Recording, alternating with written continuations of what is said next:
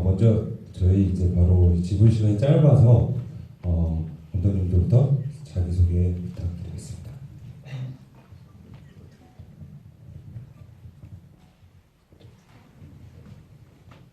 네, 안녕하세요. 22분 연출 맡은 이서희라고 합니다. 네, 감사합니다.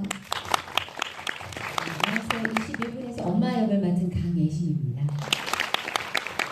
안녕하세요. 22분에 배달원 역을 맡은 한지우입니다. 안녕하세요. 문중몽 연출 맡은 감독 권현지입니다. 안녕하세요. 문중몽에서 유단 역할을 맡은 배우 권입수입니다. 네, 안녕하세요. 몽중몽의 아빠 역할 장현준입니다. 반갑습니다. 물에서 물놀이 감독 양도혜입니다. 물에서 물놀이 영혼 역할 맡은 이혜영입니다. 네, 물에서 물놀이에서 민영 역 맡은 박주업이라고 합니다.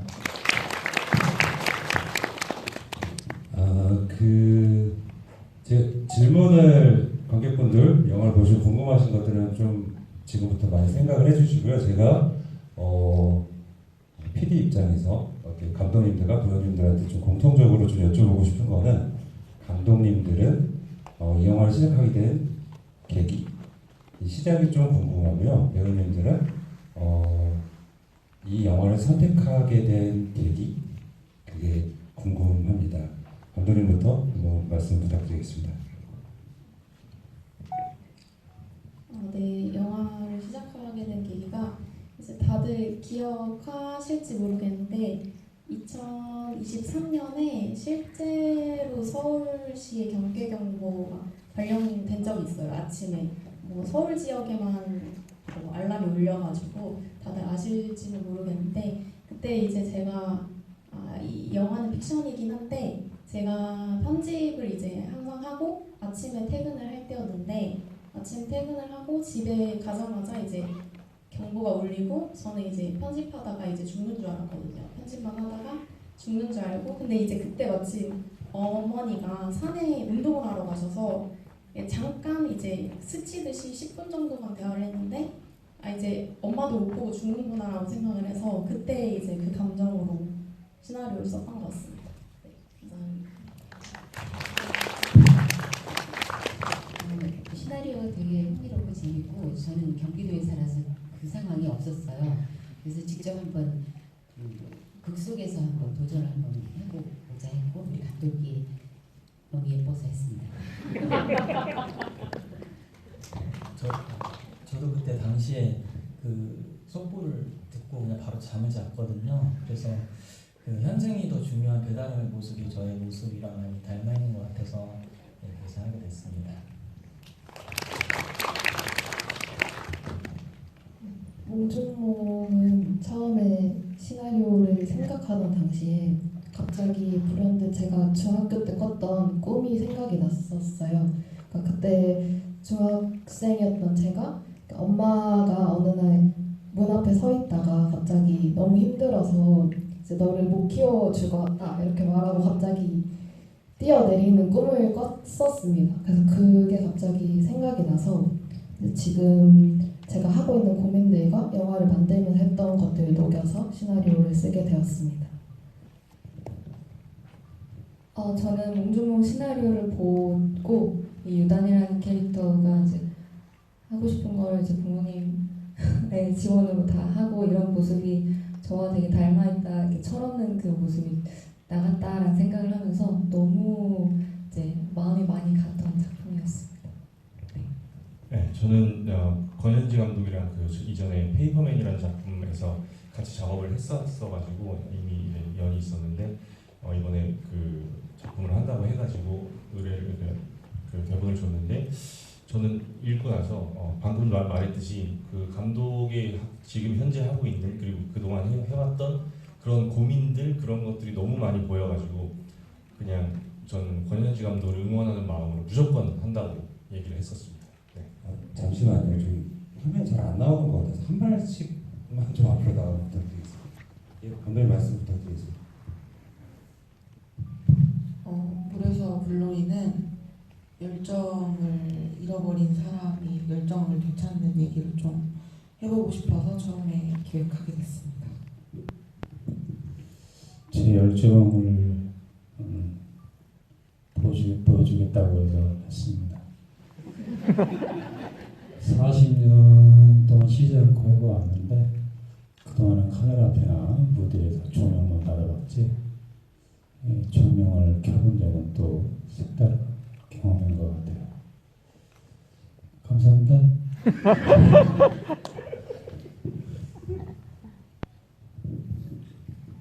네, 저도 그 시나리오를 보고 그 어떤 민영에 대한 뜨거움이 저에게도 같이 느껴져서 그랬습니다.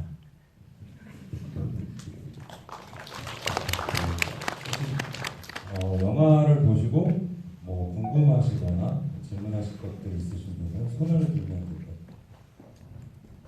관객분 계실까요? 질문 있으신 분 있으실까요? 저기 손 드셨는데 말씀 저쪽 손 드셨어요. 구두로 하셔도 들릴 것 같긴 한데.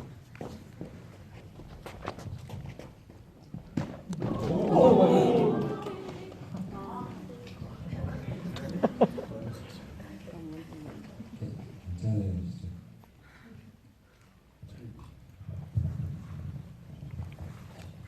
네, 영화 너무 잘 봤고요. 저는 몽중몽 감독님께 드리고 싶은 질문이 있습니다. 그 등골 빠진다라는 게 어쩌면 이제 진보해진 말인데 이걸 초현실적으로 그리고 몽환적으로 풀어냈습니다. 이번 영화를 제작하면서 연출적으로 영향받았던 영화, 서적, 미술 또는 본인의 철학이 있는지 그리고 추가적으로 제작비도 얼마 들었는지 궁금합니다. 네, 질문 영화 좋게 봐주셔서 정말 감사합니다. 일단 이번 영화는 저한테도 좀 도전적인 영화였는데 그 전에 제가 만들었던 단편들과는 좀 다른 느낌의 영화였어요. 그래서 처음에 구상을 했을 때 제가 좋아하는 감독이나 그런 영화들을 보고 그런 스타일로 풀어내보려고 노력을 많이 했고요. 그 중에서 가장 참고를 많이 했던 작품이 그 일본의 스즈키 세이준 감독의 다이쇼 로망 3부작이라는 영화가 있는데 이제 그 영화에서 표현하는 꿈과 현실에 대한 경계나 뭐 그런 아방가르드한 뭐 느낌의 연출들을 좀 더 참고를 많이 하려고 노력을 했습니다. 네. 제작비는 제 개인 사비로 졸업 작품으로서 만든 영화여서 다 해서 그 금액을 뭐 다 말씀해 주셔도 네, 돼요? 천만 원 정도 들었던 것 같습니다. 네. 그 등골이 혹시 어떤 재료로 하신 건가요? 그거는 저희 스태프들이 정말 고생을 많이 해줬는데 저희 학교 밑에 갈비탕 집이 하나 있거든요. 거기서 쓰레기랑 같이 버리는 내장과 함께 담겨있는 엄청나게 큰 뼈 봉지를 한 4-5봉지를 들고 와서 락스로 이렇게 다 씻어가지고 말려가지고 제가 파츠로 붙여서 퍼즐처럼 조립할 수 있도록 만들었고 또 현장에서 벌레가 좀 많이 꼬여서 배우님이 좀 많이 고생을 하셨던 그런 기억이 납니다. 예. 그러면 또 다음 질문 받아보겠습니다. 질문 있으신 여기 손 드셨는데 이쪽에 계십니다.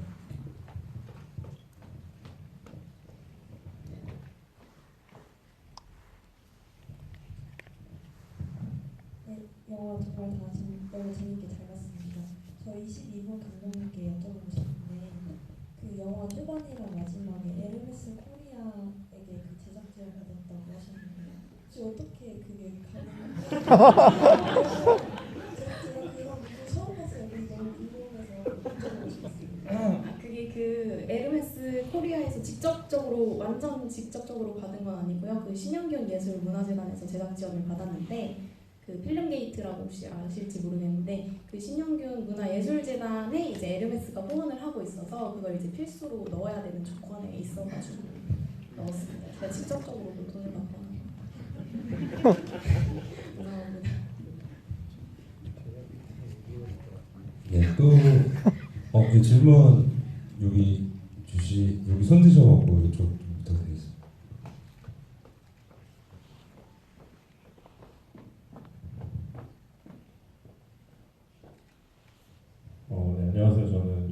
감독님께 질문드리겠습니다. 빠다노스 너무 오랫동안 팬이었는데 감독 되신 거 축하드립니다. 네, 그 20분이라는 작품 구상하면서 실제 어머니와 있었던 대화에서 시작하셨다고 했는데 그러면 그 다른 인물들 뭐 택배원이나 앞집에 있는 아들이나 뭐 초등학생이나 이런 캐릭터들의 좀 구상이나 탄생이 어떻게 되었는지 또 그게 이 두 엄마와 딸 간의 관계에 좀 어떤 영향을 주길 바랬는지 그 캐릭터들의 좀 설정 배경이 궁금합니다. 그 사실 처음에는 그 경계경보 문자가 왔을 때 이제 노인과 어린이를 우선 대피하게 해주세요 이런 이제 문구를 보고 그런 캐릭터들을 넣기 시작했는데 이게 제가 생각한 게 여러 가지가 섞여 있어요. 실제로 이제 옆집 어머니랑 저희 어머니가 친하게 지내셨거든요. 친하게 지내고 실제로 아들이 있었는데 근데 그 캐릭터 자체는 이제 동재 캐릭터 같은 문상훈 배우님의 캐릭터 같은 경우에는 제 친동생이 이름이 이동재인데 그 좀 약간 집에서 되게 핸드폰만 하고 열심히 이제 집에만 있는 친구인데 그 되게 잡지식이 많아요.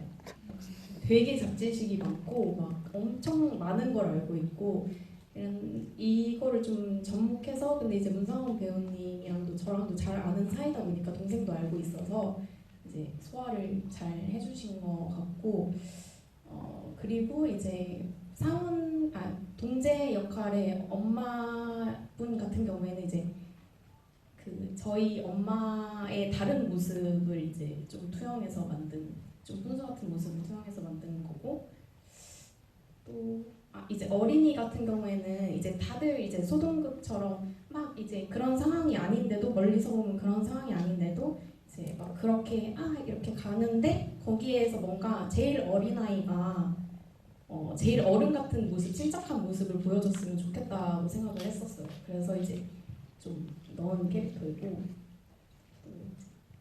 그리고 배달원은 제가 실제로 그 일이 있었을 때 픽션이긴 합니다만 실제로 그 일이 있었을 때 제가 친구들이나 이제 저도 오지랖도 넓고 엄청 겁도 많아가지고 저는 진짜 대피하려고 친구들한테 다 전화하고 막 이랬는데 다들 그냥 자는 거예요. 그냥 핸드폰 끄고 자고 일하고 이러는데 저는 겁이 많아서 그런지 모르겠지만 이게 되게 이상하다고 생각했거든요. 왜 이렇게 다들 아무렇지 않게 생각하지? 일하고 있고 근데 그런 모습을 이제 또 배달원에게 투영을 해서 그냥 현생을 살아가는 어떻게든 현생을 살아가는 모습을 투영한 것 같고 혹시 그 다음 질문이 뭐였죠? 그렇습니다. 나 너무 길게 했죠. 죄송해요. 네. 또 다음 질문 있으신 분 말씀 저기 저 끝에 계시는 분 주시면 되겠습니다. 네, 그 물에서 분들이 감독님께 질문이 있는데요. 여배우가 마지막에 보석을 립스틱을 붙였다가 그걸 닦고 무대로 나가는데 혹시 그때 당시 그 여배우는 자기만의 대사를 새로 만들려고 했었는지 궁금하고 그 대사는 또 뭘 준비를 해서 무대로 나가는지 궁금합니다. 그리고 마지막에 그 이양희 배우님 뒤로 맨 마지막 엔딩 장면에서 약간 제가 잘못 들은 걸 수도 있는데 모닥불 소리가 나오는데 그 사운드도 일부러 넣으신 건지 그게 궁금합니다. 모닥불 사운드는 일부러 넣었고요. 그게 넣었고 그 다음에 자기만 원래 애드리브를 못하는 신인 배우인데 이번 기회로 성장해 보려고 애드립을 해보겠다라는 다짐을 좀 스스로 했다고 생각을 합니다. 그 대사까지는 새빨간 나의 심장 같구나 원래 대사인데 새하얀으로 비슷한 새하얀 창백한 저도 지금 생각해서 뭐라고 하지 그런 걸로 하지 않았을까 생각하고 있습니다. 감사합니다. 예, 또 질문 여기 앞에 질문 있겠습니다. 예, 육성 괜찮습니다.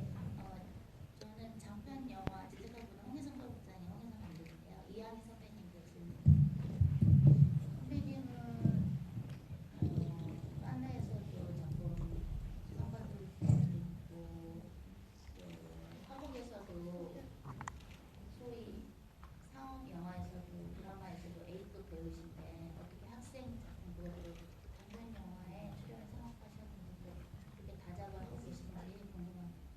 그 뒤에가 안 들리셨을 것 같아서 그때 선배님이 단편영에 출연하게 됐냐라는 질문을 해주셨습니다. 네, 말씀 좀. 예. 사실 배우는 카메라 앞에나 아니면 무대 쓸 때 그 앞에 섰을 때가 저는 배우라고 생각합니다. 근데 제가 연극을 한 30년 가까이 하다가 늦게 이제 가정을 이루고 또 인생고가 좀 해결이 안 돼서 이제 매체 연기를 옮겨서 하는데 조금 순 좀 고르고 좀 실망하니까 내가 연극 30년을 가까이 하면서 뭐 OTT나 아니면 드라마, 영화 속에서 그 멋진 주인공들 옆에서 써보면 하니까 제 열정이 이 작품에서도 나오지만 너무 외롭고 또 무의미하고 어떤 그런 걸 느꼈을 때 그 어느 선배님의 지인이 그러지 말고 나와서 큰 얘기도 있고 작은 얘기도 있지만 소설책이 있으면 시도 있고 큰 영화가 있으면 단편 영화도 있다. 가서 작은 얘기지만 중요한 건 이야기가 중요한 거니까 가서 하고 싶은 대로 펼쳐봐라. 사실 이 작품이 저하고 이렇게 잘 맞는 게 뭐냐면 사실 물에서 불놀이라는 게 좀 모순된 존재 아니에요. 물에서 어떻게 불놀이를 합니까? 근데 저는 40년 동안 해오면서 한 번도 살아있는 연기를 느껴본 적이 정말 없습니다. 늘 괴롭죠.